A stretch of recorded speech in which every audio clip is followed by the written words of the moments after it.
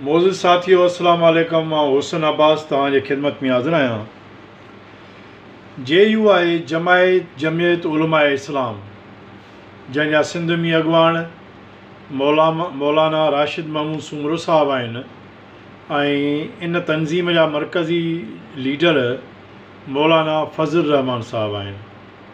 हिननि सिंध में हिकिड़ो एहतजाज कयो आहे, सिंध मार्च, ऐं उन जो जेको हिननि रखियो हुयो मेन जेका एजेंडा हुई त पीपल्स पार्टीअ मां जान कीअं छॾाइजे। हाणे मूंखे हैरानगी आहे त JUI पीपल्स पार्टी जो मेन हिसो आहे, माज़ीअ में बि हुई, हाणे बि आहे, ऐं अञा ताईं पीपल्स पार्टी सां JUI गॾु बीठी आहे। अच्छा, JUI ही जेको प्रोग्राम कयो आहे लाड़काणे में, इहो हिननि मोहतरम मोज़म आबासी साहब सां गॾु कयो आहे। मोज़म आबासी साहब जो तइल्लुक़ GDA सां आहे। हाणे हिते कुझु शयूं आहिनि जेके सिंध वासियुनि सां ज़रूरु वंड करणु चाहियां थो मां, त जे सिंध जे माण्हुनि खे ख़बर पवे त हीअ जेका दोगला पॉलिसियूं सिंध जे अंदरि हलनि पियूं उहे कीअं जारी आहिनि, उहे कीअं पंहिंजे आबो ताब सां जारी आहिनि। JUI गुज़िरियल इलेक्शन में बिलावल भुट्टो ज़रदारी साहब जे साम्हूं इलेक्शन में बीठी हुई, पर उहा कंप्रोमाइज़्ड इलेक्शन हुई ऐं इहे ख़बरूं बि आयूं त उन में राशिद महमूद सूमरो साहब हर्ज खर्ज समूरो वरितो हुयो ऐं बिलावल साहब इलेक्शन खटियो। मोज़म अब्बासी, छाकाणि त उहो बि मक़ामी आहे लाड़काणे जो ऐं उनजो वॾो हिकिड़ो तमामु ज़बरदस्त बैकग्राउंड आहे, उन करे लाड़काणे जे माण्हुनि जे ॾुख सुख में हू शामिलु हूंदो आहे, हू उनजो वोट बैंक आहे ऐं GDA में आहे।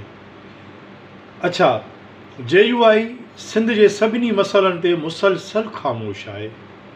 JUI जॾहिं बि सिंध जो को ॿलंदड़ बर्निंग इशू थियो आहे उन में हमेशह हुन कन लाटार खां कमु वरितो आहे ऐं अणॼाणाई जो मुज़ाहिरो कंदी रही आहे, लातइल्क़ीअ जो इज़हार कंदी रही आहे ऐं इहा हुनजी पॉलिसी जेका आहे इहा इंतिहाई दोगली पॉलिसी आहे।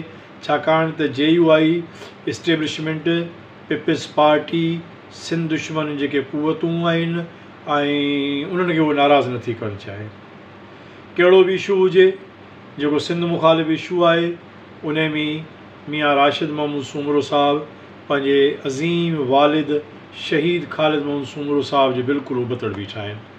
शहीद ख़ालिद महमूद सूमरो साहब सिंध जो अज़ीम इंसानु हुयो जंहिं सिंध जे लाइ तमामु वॾो आवाज़ु उथायो।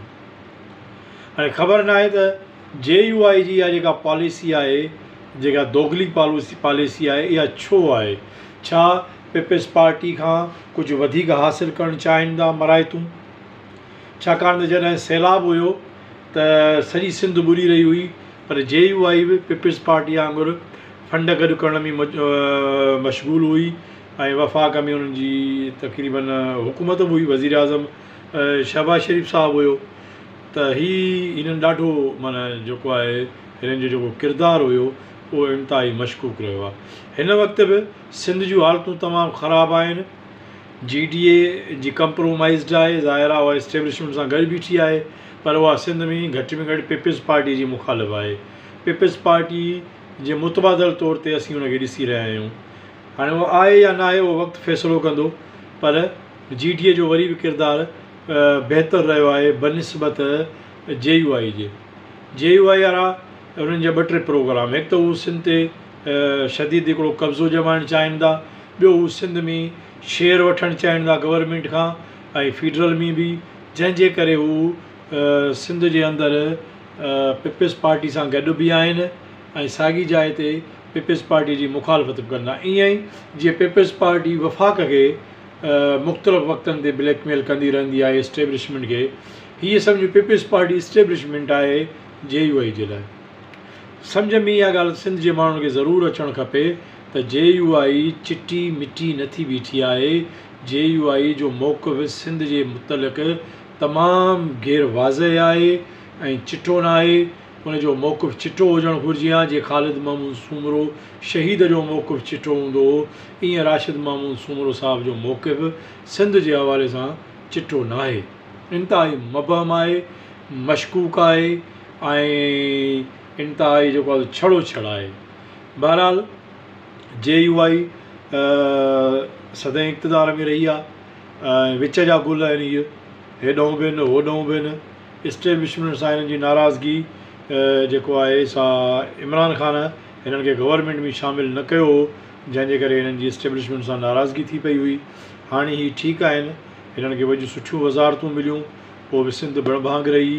हिननि जे वज़ारत में सिंध जा समूरा रोड बर्बादु थी विया।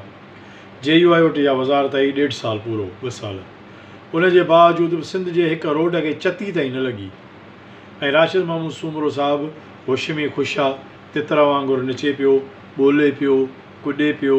उनजो हिकिड़ो इहो किरदारु आहे जेको इंतिहाई ग़ैर मुनासिबु आहे, उनखे हिकु पासे थी बीहणो। ॾिसो, मुइज़्ज़म अब्बासी हिकु पासे थी बीठो आहे। मुइज़्ज़म अब्बासी सिंध जे माण्हुनि सां गॾु आहे, पंहिंजे तक जे माण्हुनि सां गॾु आहे ऐं पीपल्स पार्टी जी मुखालफ़त में बीठो आहे।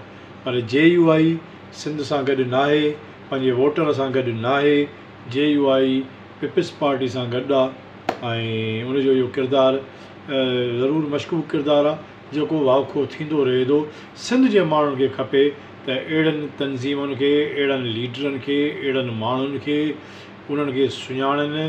पीपल्स पार्टी सिंध दुश्मन पार्टी आहे ऐं सिंध दुश्मन सां गॾु JUI गॾु बीठी आहे।